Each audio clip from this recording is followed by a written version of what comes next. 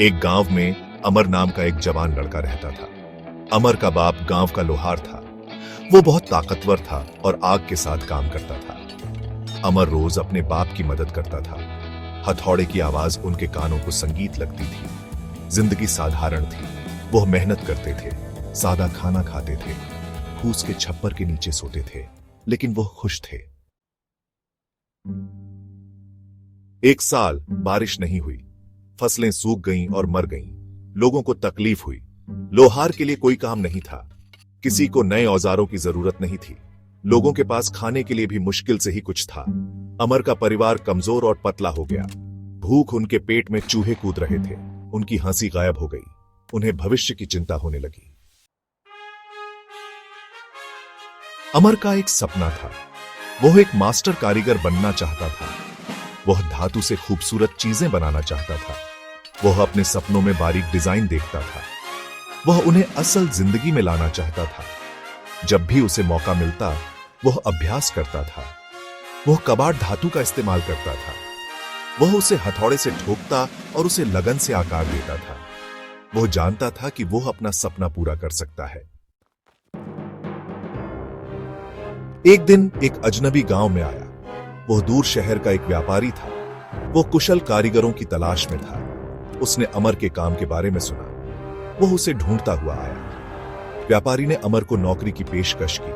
उसने उसे शहर ले जाने की पेशकश की। उसने उसे बेहतर जिंदगी का वादा किया। अमर दुविधा में पड़ गया। उसने यही सपना देखा था, लेकिन उसके परिवार का क्या होगा?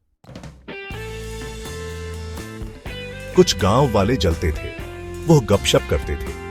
वो कहते थे कि अमर अपने परिवार को छोड़ रहा है। दूसरे लोग उसका समर्थन करते थे। वो कहते थे कि यह उसके लिए सफल होने का मौका है। ये बातें अमर के हर जगह पीछा करती थी। अमर का दिल भारी था। वो जानता था कि लोग बातें करते हैं। वह अपने परिवार से प्यार करता था, लेकिन वह जानता था कि उसे अपने सपने का पीछा करना है। भाग 6, आग और जोश।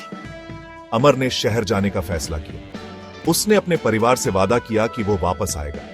वो उन्हें गर्व महसूस करवाएगा। उसने अपने माता पिता को गले लगाकर विदाई दी। वो भारी मन लेकिन दृढ़ निश्चय के साथ चला गया। शहर में काम कठिन था। दूसरे कारीगर प्रतिस्पर्धी थे। भट्टी में आग ज्यादा तेज थी, लेकिन अमर दृढ़ था। वह दिन रात काम करता था। भाग 7, एक सितारा उभरता है। अमर की प्रतिभा चमक उठी। वह जल्दी सीखता था। वह खूबसूरत चीजें बनाता था। मास्टर कारीगरों ने उसके काम की प्रशंसा की। उसका नाम पूरे शहर में फैल गया। उसने चुनौतियों का सामना किया। उसने उन्हें पार कर लिया। वह अपनी जड़ें कभी नहीं भूला।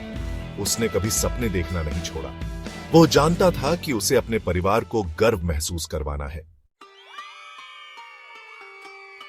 भाग 8, पहचान और इनाम। एक दिन देश के राजा ने एक प्रतियोगिता की घोषणा की।